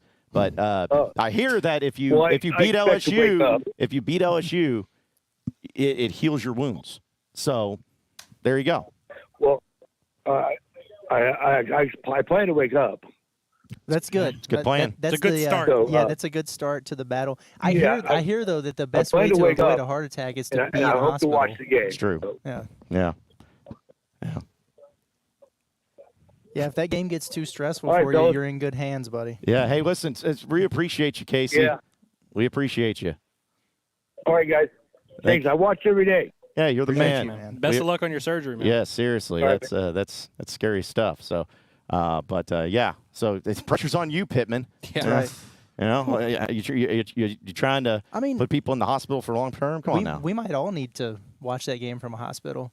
Just get hooked up. If that heart monitor gets going, the nurses come in and check on you. They don't allow you to get too stressed. Or if they got you hooked up right and things are getting a little out of control, just hit that morphine button. It'll calm you right down. You'll be fine. No, I'm watching it from the graveyard next to my casket. So I'm either gonna be going down in it like everybody, or I'm gonna be coming out of it like the Undertaker. Just like one of the two. Says Casey has a heart pulling for you. Yeah. He has a heart. He has that dog in him. He has a heart. Yeah, he does. He's dealing with a little bit of a heart. Jeez, yeah. But seriously, man. Hopefully it goes well for you. No doubt. There. Real quick, got a few things to dive into, and we'll go ahead and kick it off with your Arkansas update presented by Davis & Garrett Insurance, your independent auto owner's insurance agency, securing what matters the most. Call my boy Clayton over there. He'll get you squared away. So, not a whole lot from Sam Pittman's press conference today other than the fact that, some things we talked about, Taylen Green looks like he's going to be all right, but still they're monitoring that. Doesn't look like Jalen Braxton's going to be playing in this one, according to Sam Pittman. A lot of the other things are up and down. Like, I don't even know why we give an injury report because it's who knows. Like just roll the dice and who knows. But you have that. And also yesterday, I know Curtis has done a great job of putting together everything for Inside Arkansas as far as the tip-off tour from yesterday at Pine Bluff. So if you haven't checked out, hey, don't sell us short. Hey, listen, we cut up those highlights. That's right. We cut up those highlights really well. That was like Scorsese-esque stuff. Yeah, I know. Like it just put the NFL Films music behind it. People were like, "Wow, man, this is Oscar-winning stuff." But yeah, check out all the basketball stuff because I know we're going to have some basketball content again tomorrow. And we've had a video uploading for 3 hours. I was just about to say, about maybe 20 minutes after the show ends, there will be another video of Curtis that he filmed like 3 hours ago, reacting to Arkansas's placement in the AP poll. Which, by the way, they are number 16. I don't remember. If we and when you hear said me that or saying, "All right, but I got to get out of here because we're getting ready to start Inside Arkansas Live," understand. That's not coming. Yes. It's yes. Y'all doing another show? Really? Oh, yeah. Yeah, just like what do they do on checks when you write it from like post date or something? Like, yeah, just do that. Just post date. Yeah, don't put that in the bank till after the weekend. Yeah, but we'll have some good stuff there from Razorback basketball. And also, like Andrew said, Arkansas is officially 16th in the AP poll, officially for college basketball. Sweet 16. 9 SEC teams ranked. By the way, crazy. Arkansas being ranked number 16 in the preseason AP poll, you know what it does? It sets the expectation. Arkansas's got to go to the Sweet 16 or this season is a bust. I agree. I think an I'm absolute with you. bust of a season. Especially since a lot of the fans seem to be kind of disrespected by it. They're like, oh, that's too low. Well, then you better get to the Sweet 16 at least. Check this out. There are 9 SEC teams that are ranked. The ones ahead of Arkansas, it's Alabama is 2, Auburn 11, Tennessee 12, A&M I think 13. But then in receiving votes, Illinois was first up in the receiving votes category. Michigan's in there. Miami's in there. Mississippi State's in there. Shout out to Darrell Walker in Little Rock. Oh, they received some votes. Receiving 3 Bob, votes. that's a Bob vote. Bob vote. Yeah, receiving 3 votes in the AP Top 25, man. Good for them. Why is Florida number 21? Reasons. I don't have a good answer for that. we were like going through it. We were like, wait a well, minute, you know 21? what? Yeah, I don't know. Actually, I don't know. Well, it's that, and also I know it's an exhibition game, but Kansas is preseason number 1, who Arkansas will be facing in an exhibition game. Baylor, I believe, is number 8, maybe. I believe that sounds about right. Yeah, so they're a top 10 team. Know that for sure, and that's another team that you're actually going to play in a real game. So. I don't think your net ranking is going to suffer much this year. No, I think it's going to be pretty solid. They'll be okay there. Yeah. So, so that's your Arkansas update presented by Davis & Garrett Insurance, your independent auto owners insurance agency, securing what matters the most. We'll get a few more of your chats, folks, here. In just a bit. Let's start go ahead. Go ahead, because I'm leaning back, dude. I almost leaned over and whispered to you and said, "Hey, I'll do." I need this angelic aura that I got going on here too. Yeah. Shout out to our guy Pooh Bear, who like the entire show, regardless of what we were talking about, we were talking about LSU pass rush, Arkansas pass rush, O-line deal, and he's just sitting there like, "Start Singleton, start Singleton, start Singleton." It's like, dude, just like try and just like enjoy the season. Like, don't even like. Just don't waste time worrying about this. Like, Singleton will get his day in the sun. And, hey, if Taylen goes down with another injury, or if he's not, able to go this weekend, he'll get his chance here. But just, like, focus on other things in life that matter other than doing this, like, arguing with yourself over this. But he said Singleton handled the number 1 defense in the country. If Taylen can't play, we'll beat just fine. Come on, man. He handled him. He handled him, man. Jeez. Shout out to Petrino Durrell, attorney at law. I just got here and heard y'all talking about the greatest college rivalry. Is this Battle Line rivalry week already? He knows better than that. Because you know what? The thing about the Golden Boot, it doesn't have a sponsor. And that's how you know you can't be a true rivalry if you have a sponsored rivalry. Hey, Arkansas, the Golden Boot, is it top 5 trophy in all of sports? I think so. It's a freaking beautiful I will trophy. say, our buddy T-Bob Hebert, former LSU great from the 07 national championship team. Legend. He's awesome down there at ESPN Baton Rouge. So yeah, now he ain't there. They Him wish. and Ty? Yeah, they wish. But he told me many times. He says his favorite game, his favorite trophy, and his favorite game of rivalry for LSU is Arkansas because he loves the Golden Boot. And probably because he remembers catching that L in 07, and it still sits with him. He still has nightmares thinking about Peyton Hillis, Darren McFadden, and Casey Dick. And, well, I was about to say, if I was having to snap balls to Matt Flynn, I'd feel pretty bad too. So, come on. I can't believe it's taken us this long to get to this, but shout out to Parker who asked the question. What did y'all think about Braylen Russell's post? So for those that didn't see it, Braylen Russell, he has deleted it, so you won't be able to see it. Braylen Russell at about 4 p.m. yesterday just randomly tweeted out, agent shopping, all caps, looking for the best in the business, and just like a picture of him.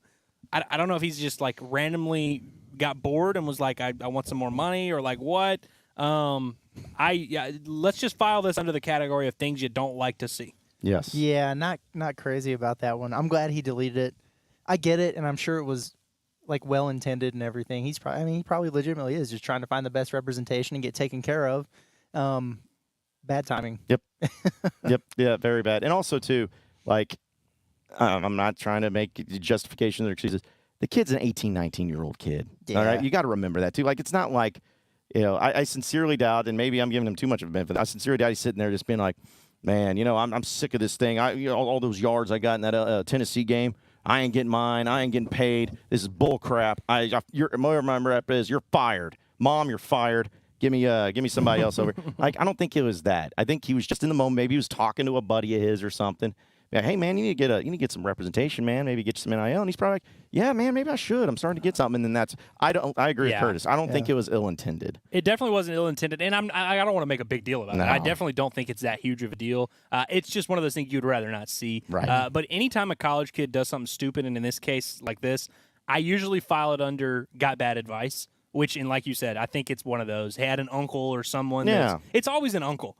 Anytime a good uncle. athlete has an uncle that's heavily involved in their life, usually not great. Well, just real quick on that, I have been I'm not going to name names, but I've been contacted by certain athletes during NIL. Like, this is so-and-so's uncle, and I immediately didn't respond. Because I'm like, you cannot. It's like, I get it, and maybe there's some good tensions there, but still I'm like, man, no offense. I want to talk to the player themselves, and just do it that way, because it's just – yeah, that's when it gets dicey. I mean, Friday when we finished the show, we were doing our best thing. I was hyping up my niece and her basketball outing. Mm-hmm. Speaking as an uncle who is a scumbag who would be absolutely looking to take money under the table if my niece turned out to be a star. Don't trust the uncle. Nope. Do not trust the uncle. Yeah, that's risky business, man. Hayden Short here is cracking me up. He says John has a ghost of Christmas pass by today. As the show goes by, he's becoming like crystallized. It's crazy. I know. I keep waiting to blink and like wake up in one of my bad memories from childhood. But like, yeah, it's like I'm sitting here and someone said I had a white shirt. It's actually greenish. Also, and it's like, I don't know. It's like perfectly timed. Is this our first show in the sun?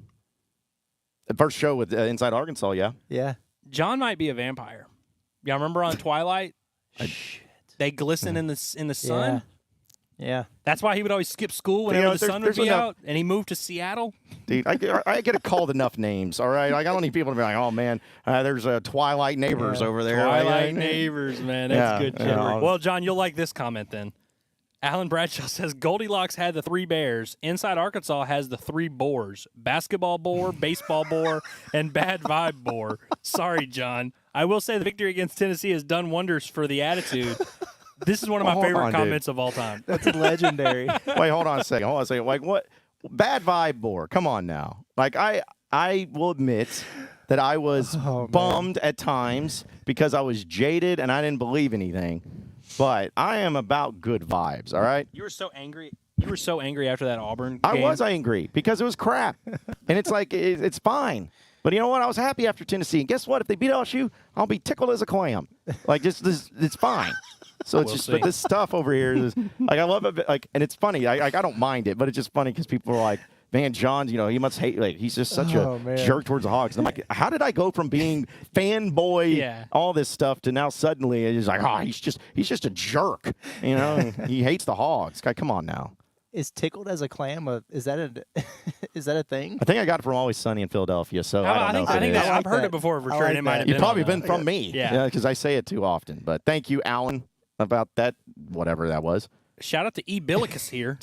What a badass stretch of weekends I've had. Got hitched and watched us beat Tennessee in the same day. Then had my birthday the next Saturday. And then my wife and I got tickets to watch us whip LSU. You are living the good life. What I'm hearing is you got a keeper, brother. Yeah, sounds like. I mean, you're off to a good start to your marriage. Yeah. It sounds like. I mean, 2 weeks in. If you were able to pull that off to where it worked out to get married and be able to watch that game, that's you got a good one. And then she got you tickets. Come on, bro. I'll be in there in a minute, babe. I gotta watch the end of this game. Oh man. Hey, we gotta cut the cake. Yeah.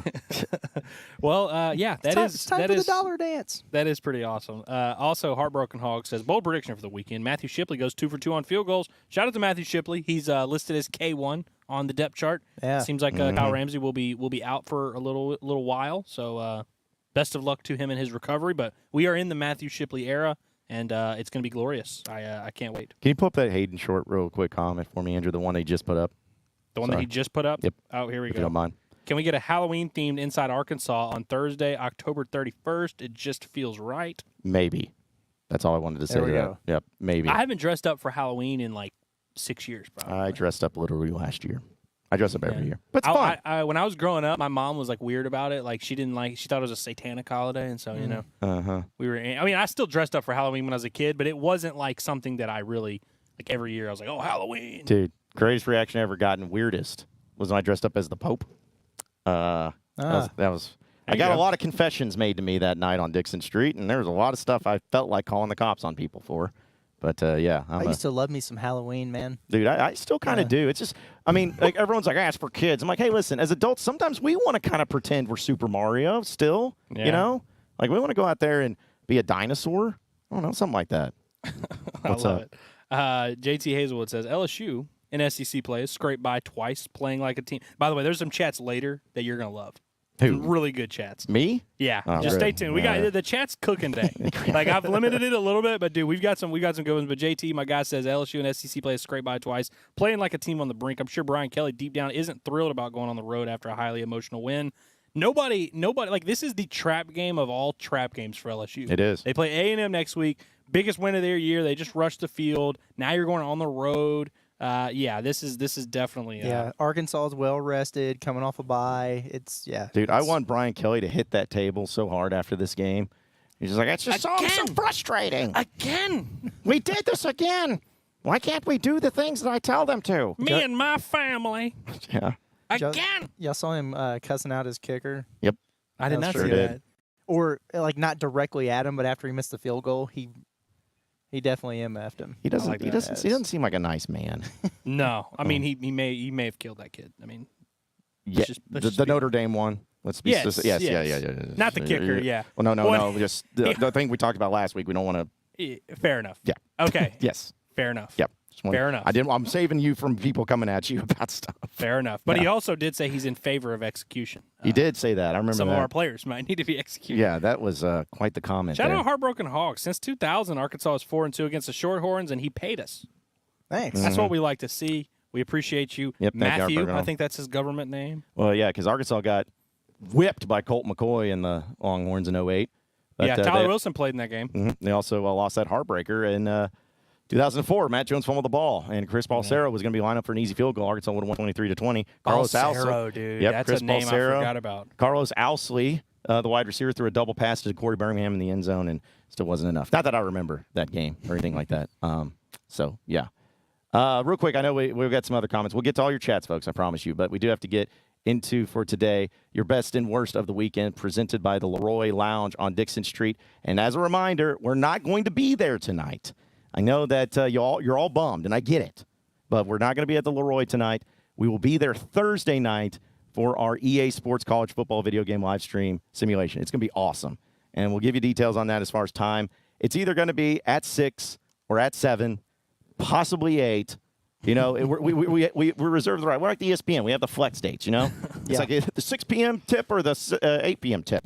But we'll let you know, though. But we're not going to be out there. But they still are the best place on Dixon to watch games, to get great food, great vibes, great drinks, big screens that we're going to be able to watch our live stream on, golf simulators. They got it all. So if you're going to be coming into town for the LSU game, which I know you are, you need to head up to Leroy each and every night, lunch, dinner, open from 11 to 11. Best spot on Dixon Street. So, all right, I'll go ahead and kick it off real quick for us. Our best of the weekend for me, because, again, college football was just great in general. I could just say the weekend of college football. But I'll say this. The best of the weekend for me was seeing, they didn't lose, but seeing Alabama fans and friends of mine go through what they thought was doomsday scenario for just a second against South Carolina. They don't know what it's like to be mortal in college football, and they are very mortal, and I love that. It's like now you see how the rest of college football feels. You don't understand how good you had it with Nick Saban. Now you see what it's like for mortality when it comes to college football. So love seeing that from Alabama. Yeah, for sure, man. if you look at this right now, if you look at us, I feel like I'm kind of getting sucked into this weird energy glow you got going on. Yeah. I don't know if you're kind of rubbing off on me or what the hell's going on. Do you guys here, remember? Do you guys ever play Halo video game as a kid? Not really. Back in the day. Mm-hmm. Yeah, I was like, because every time I'm seeing this, I keep thinking of like the opening for Halo, the song. It's a great song, yeah. It's like, yeah. I don't know. I do actually know that. Yeah, that's pretty good. But yeah. Again, I got to work on my tan. It's fading a little bit. I haven't hit up the Palm Beach tan here in a bit, folks. So I got to get after it. So there you go. Thank you. Best of the weekend for me.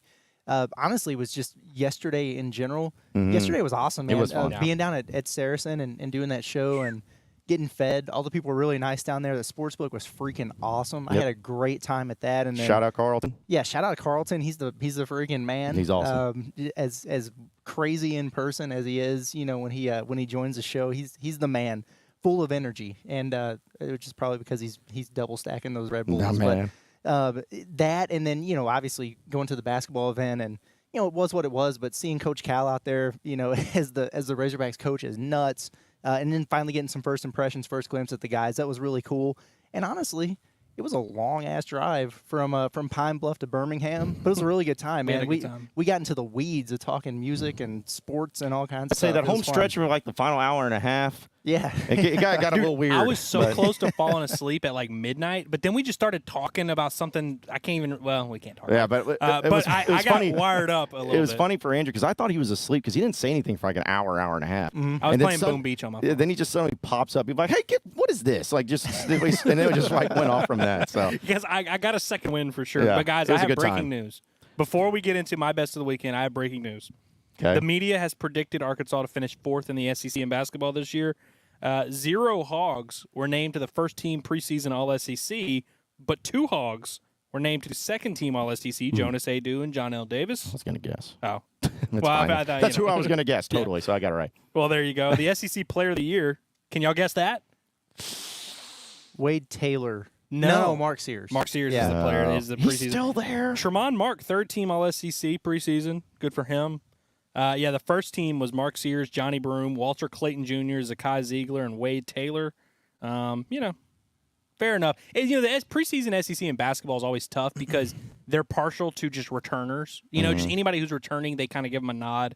Like not having Nelly Davis, first team All-SEC preseason, is just basically saying we can't give this new guy the nod here, but whatever. I thought that was interesting. Media predicted Bama to win the SEC, Auburn 2, Tennessee 3, Arkansas 4, A&M 5, and Florida 6. So they flipped Arkansas and A&M from the AP poll in the SEC standings. And Florida 6. How about that? So that's the media voting? Yeah, that came out literally 2 minutes ago. Who gets the vote on that? Where's Kentucky? I can't see that far down. Let's see. They hold on. Where were they at? I can tell you they were 8 behind Texas. Man, tough look for y'all. Middle of the pack. Yeah. Man, that's unfortunate. Middleman Mark. But I was told they had so many fans over there watching things that happened over there. I thought that equated to wins. Huge fan base. Yeah, big fan base. Much more importantly, my best of the weekend. As always, I got to go to the fight game. And it's not. Now, I'm not going to play a video of any fighting or anything, but I always like to highlight if there's a good promo that is cut afterwards. I like to show it. So this young man is from Tennessee. His name's Grant Dawson. And actually, he's a little bit of a boring fighter. I don't really like him that much. But he had a huge win, and he actually ended up knocking a guy out via ground and pound. It was a nice performance for him, coming off of a tough loss last year. And he cut an awesome promo. About 20 seconds. I'm going to play it for you guys here. The biggest cheat code that I have is having the most amazing and supportive wife that you could possibly have. How much she supports me is literally my favorite thing about her. Well, it's my second favorite thing about her. My first favorite thing is she's got a dump truck you could bounce a quarter off of.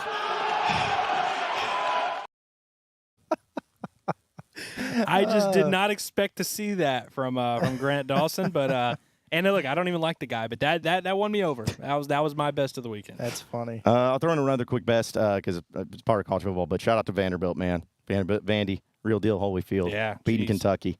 Oh, that was awesome for them. So, worst of the weekend. I think we even talked about it in the stream yesterday a little bit at Saracen, but I'm gonna bring it up again. Dumb moves by quarterbacks. Will Howard, dude. What are you doing, man? What are you doing? Idiot. Listen, we all make mistakes. Teams make mistakes. College kids make mistakes, like all of that. But in that moment, you cannot do what you did. There is no excuse for it. And even if it's not on him, it's on the coaches, it's on everybody. Like, that should not ever happen. I'm not saying they would have won if he, made a play. I'm not saying that. But they would have had a chance to kick a field goal. At the very least. And instead, 6 seconds, you thought you could just run around and then try to scramble and then slide down real quick and call a timeout. No, you got to be smarter than that. And, of course, again, you feel bad for him, put his head in his hands, but just dumb plays like that by people that you expect more out of. That pandemic, or epidemic's got to come to an end of quarterbacks doing that. The quarterback clock management pandemic. Yeah, it's all over the place. So that's my worst of the weekend. Crazy, man. Yeah, my worst of the weekend. I watched Big Blue Madness on SEC Network, which was a choice on my part. Yeah, but I was curious. What does it look like without John Calipari there? You know what? I guess they can shoot. They pass the ball or whatever. This is the most below-the-rim Kentucky team I've ever seen. They had a dunk contest. It was two guys, Colin Chandler, who's a freshman, Lamont Butler, who was the kid from San Diego State. They went 4 of 9 in the dunk contest. It was rough. Nothing fancy. Isn't dunking supposed to be a pretty high percentage shot? If you're in a competition that's a good mark from 3, though. 4 for 9. It is, yeah. That is a good mark from 3, which they better hope they make a lot of them because they're not going to be playing above the rim. But then, just the whole spectacle was, it was cool. The LED floor was pretty cool, whatever. But for Mark Stoops to come out there and kind of fire off some shots that he did, where he's like, oh, man, I haven't seen this in 12 years. It's like whatever, little subtle jabs at Cal or whatever. Then you go out there and get your ass handed to you by Vanderbilt. So worst of the weekend goes to BBN for that, but like a low-key honorable mention best goes to Vandy for taking care of business. It's brilliant. Yeah, I like that. My worst of the weekend was Aiden Hutchinson, the Detroit Lions defensive lineman who looked like he was going to win Defensive Player of the Year. He was having a freaking phenomenal defensive year. May have cleared the way for Will Anderson to make his way up there for the Texans, win DPOY. But one of the worst leg breaks you'll see, his teammate had his helmet hit his leg while he was standing, and then he did the roll over where his leg was looked like a salmon out of water, man. It was crazy. That was a rough one. And also my worst of the weekend, RIP KJ Jefferson. He is not dead. He is still with us, but he did get benched and demoted to third team, it looks like, for UCF. Genuinely, I'm not. I know a lot of Hog fans were dunking on him, dancing on his grave. I am not one of those Hog fans. KJ Jefferson had a freaking awesome college football career. He did a lot of good things for the Pig, and I respect him a lot. All-time passing leader. All-time passing leader. I respect KJ Jefferson. I know that a lot of people don't for whatever reason, and I know they were happy to see him get benched, but that was sad to me. Yeah. Well, and to add to that, here's the thing about KJ and the whole thing. KJ never once said anything bad about Arkansas. Never said once anything bad about Pittman. Literally. Never came out and was, anti-Arkansas or took subtle jabs, nothing like that. So you can disagree with the, him leaving or whatever, and that's fine. But the dude handled his business and had no disrespect towards anybody here at Arkansas. So I don't think that there's any issue for there. But also, yeah, shout out to Bill, what he says in the chat about the Dallas Cowboys. Holy crap, Dude, the Cowboys went through a stretch where they won a ton of straight home games. They had a 12-game home win streak or something. I saw at one point yesterday, they had been outscored 82-12 in their last 2 home games or last 7 quarters or something like that. It's flipped on them, man. That's crazy. So that's best and worst of the weekend, sponsored by the Leroy Lounge. Stripey's wig, bro. Come on, man. Just straight up cap, bro. And look, by the way, I also had a Stripey's week. He commented that he was happy to see us at the game the other day, John. Yeah, we saw him. Appreciated meeting you for sure. Hey, you got to update your profile picture, man, because your beard is a lot longer now. Yeah. But this is straight up cap. There was all of Arkansas Twitter was making fun of KJ Jefferson on Saturday. Caden says you must live under a rock, man. It was actually it wasn't egregious, crazy. Nobody was going crazy, but a lot of people were poking fun at him, and it really did not make me happy. No, not at all. That's the best worst of the weekend. Sponsored by Leroy Lounge. Again, we'll be there not tonight. We won't not be there tonight, but we'll be there Thursday night for the EA Sports College Football live stream. So come on out and hang out with us. It's going to be a lot of fun. We got a few minutes here, guys. It's been a great stream, especially now that the sun is really showcasing our complexions. But there was other chats that we wanted to get into. Yeah, we had a few more sponsored chats, maybe. I highlighted Stripius' comment earlier, but also we got some sponsored chats from JT. says 2000. I'm guessing this is when we were talking about the 2-loss, 3-loss thing. Mm-hmm. When he pointed out that 2007 LSU literally was a 2-loss team in the 2-team playoff in the BCS era. Yep. 2007. This year does feel a little like 2007, where you have just random teams like West Virginia's top 5. Kansas is up there. Missouri was up there. Like You were just this weird you stuff. were this close that year to having a Missouri West Virginia national championship. It was game. it was crazy. Curtis that- would have been so happy being the big Missouri guy that he is. and Dude, all, you but- had an 11-1 Missouri team that went to the Big 12 title game and then lost that title game and played 8-4 Arkansas in the Cotton Bowl. I don't know how that happened, but Curtis, y'all won that round.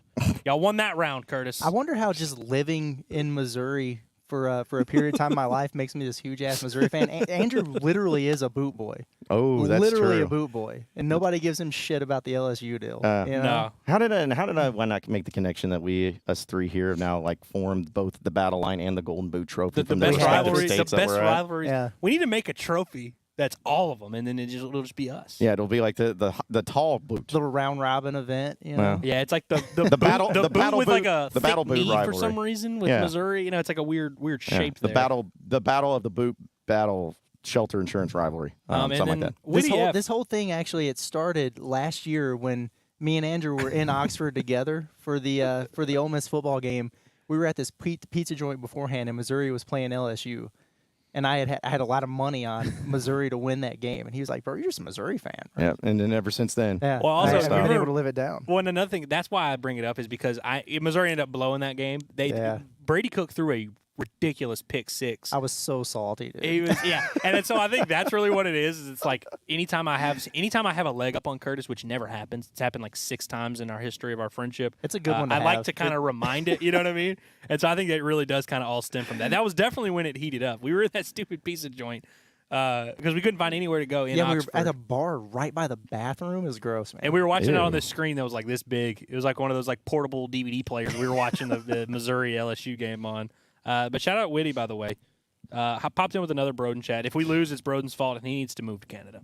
But he dropped us $5, so we appreciate it. Yeah, thanks for that. Whitty, you're the man. It's going to be so funny when Broden, because he's going to have one more like big moment Yes. down the stretch. Yep. He's going to catch a huge touchdown, and I think it might be Saturday. Yep. All right, here's the thing, Whitty. If Broden catches a touchdown pass in the fourth quarter for Arkansas on Saturday, no slander of Broden for at least 8 days. Okay? You can still do the super chats, though. We'll still take those. But no Broden slander. That's the deal. There we go. John, J.R. Brown says, put some shoes on, John. No one wants to see your finger toes. That's what I said. I was like, you're going to love some of these chats that are coming later. Hey, these are my Chacos, and shut up. All right? Leave me alone. You don't have finger toes, I don't think. Nah, I think you're they okay. like toes to me. Yeah, it's just like my fingers sometimes feel like pickles, but yeah. But I know we know John Neighbors, but this is non-Jabers. My He God. says y'all should go to Good People Brewing Company while you're in Beeham. I am I'm down glad for you said suggestions. that because we have everybody knows we're here. I have a buddy who used to live here in Birmingham or in Hoover, and nobody has offered us any good suggestions, which I feel like speaks volumes to what's going on here in Birmingham. So that's like the first suggestion we've gotten from anyone. We'll check it out. Yeah, no, we will. And I've actually heard about that. What picture is he using of me in that? Oh, okay, never mind. I see. He's got the glasses, the just Beal with it glasses. Yeah. That's what I recognize them from. Yeah, the one. Yeah, what is it? I forgot what the meme would be called, but yeah, whenever they like sunglasses and a blunt flies into somebody's mouth in a picture and like it goes black and white. Yeah. Thanks, non-Jabers, for that. That's good stuff. Also, shout out to Finch, who's one of my favorite commenters. He says, not going to lie, I look forward to the live every day. We just Thanks, go Finch. all over the place, and I'm here for it. We have been getting a little off the rails here lately. Good times. Bye It's week fun. especially. But, yeah, that's what makes it fun. And also, when you've got 5 days throughout the week, and we put out a bunch of other content where we really put on our serious hats, you got to mix it up a little bit. Oh yeah. That's right. And listen, we for the first half hour, we literally talked about Razorback football and Yeah. LSU and Real all stuff. that. Yeah. Yeah. Fun stuff's later, real stuff in the beginning. Mason Furlow says Saturday night score predictions. Now, I saw this and I immediately was like, well, we can't give our score predictions because we do that every Thursday. That's when it goes out. But I thought about it a little bit more and I realized that I'm going to change my mind a few times. And so I am okay to give a score prediction. I'm going Arkansas 31, LSU 13. 31-13. Yeah. I will not be explaining myself. You can suck my sack. I think Arkansas is going to win a game. I picked them to in the preseason. I don't think they're going to score 31 points. If they do, I'd be really happy about that. Which one's more likely? They hold LSU to 13 or they score 31? They hold LSU to 13. It's crazy that I feel that way because they're really good offensively, but they held Tennessee to 14, I guess. I'll say 24-20. Pigs. There you go. 12-8 Hogs. 12-8. Okay. Yep. Yeah. I feel like that has to be a scoregami, but 12-8. Give me that one. There you go. Well, we appreciate the comment, Mason, and yeah, we'll put out score predictions Thursday. I guarantee you, all three of our score predictions are different Thursday. They will be. That's probably true. I know mine's gonna be different. Yeah. Any more chats or anything before we wrap up here? Nothing too crazy. Hayden says we need a Bob Holt appearance soon, which Bob should be getting into Birmingham later today. I think he's getting in tonight around dinner time. I feel like at media days, like tomorrow, we should be able to do something with Bob, right? I think so. Yeah, he hit me up. I was talking to him yesterday, and he was like, yeah, they're leaving Little Rock at like sometime early afternoon. They'll get in late, but in Birmingham, everything closes at like 9. So I don't know if we'll have to hang out. But yeah, should be good. Should be good. There you go. Hobbolt? Hobbolt. I didn't even notice that. Oh yeah, because there's been a lot of backwards names on today's stream. Like there was a Bay Tritty down there. There was non-Jabers, and there was another one. Yeah. I can't remember who it was. Creativity is flowing inside the chat. Yeah. But hey, listen, everybody, we appreciate it though. We're live in Birmingham for SEC basketball media day tip-off thing 2025. Dilfarge, yes. But listen, we appreciate it though. We're gonna, of course, have some content that we're gonna be putting out a lot tomorrow, basketball driven. But we're going to be kind of fluid when it comes to, whether it's Inside Arkansas Live or all that. So just bear with us because it just depends on timing and schedules and all that stuff. But we're still going to have lives. We're still going to have content that we'll post on YouTube. So be sure to subscribe to us on Inside Arkansas. Check out our website, InsideArkansas.com, as we'll be having a lot of great content coming out of there as well.